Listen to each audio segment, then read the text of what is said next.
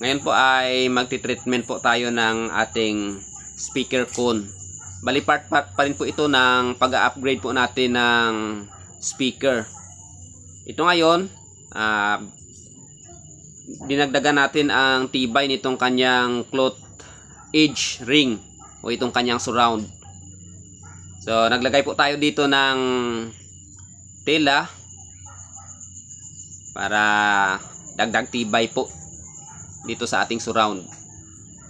Naglagay po pala tayo dito ng rugby.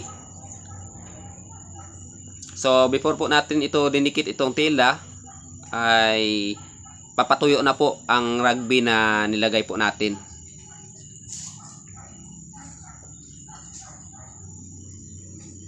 Mahalaga po ito sa pag-upgrade ng speaker na mapatibay po itong kanyang cone.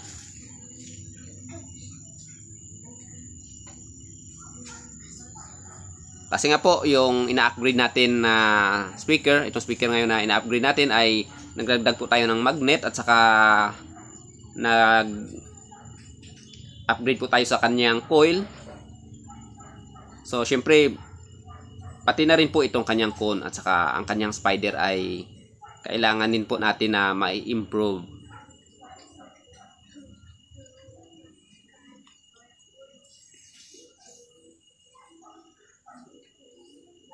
Ayan po, matapos po nating ilagay ang tela, bali nag-re-apply po tayo ulit ng rugby for finishing dito sa tela na nilagay natin. Para kapit na kapit po itong tela.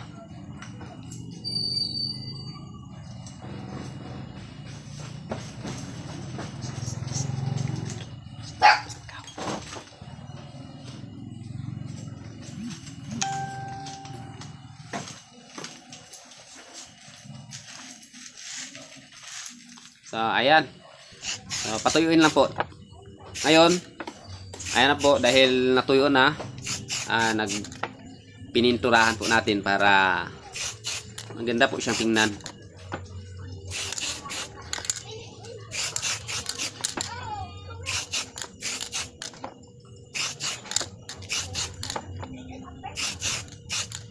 Wag po lagyan ang cone para ang pang treatment po natin na epoxy ang ilagay po natin dyan mamaya sa cone. So ayan, parang wala lang pong nangyari. Ayan, ito po, magmimix po tayo ng Pioneer Pro na special formulation. Ito po ang gamitin natin para pang treatment dito naman po sa ating cone.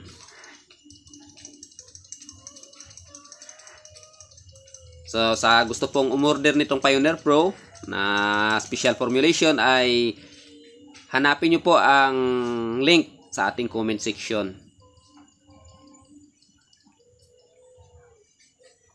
Sinasuggest ko po yan na gamitin kasi po subok ko na po na matibay.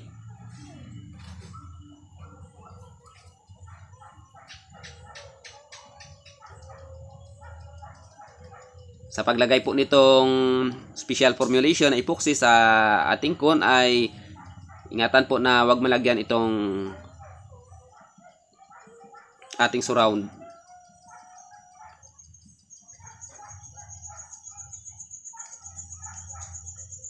Ngayon po ay dito naman po sa kanyang harapan.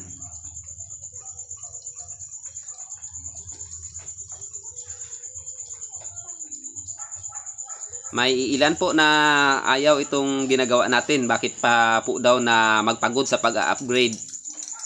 So hindi po tayo nang hihikayat dito na mag-upgrade po kayo ng mga speaker na mahihina ang wattage. Ang atin lang po dito ay gusto lang po natin ipakita sa iba nating kasamahan ang process po kung paano. Baka po makapagbigay po tayo ng ideya kahit konti lang. So nasa inyo na po yan kung gusto nyo bang i-upgrade ang speaker o magbili na lang po kayo ng matataas na wattage kung may pira naman po kayong pangbili.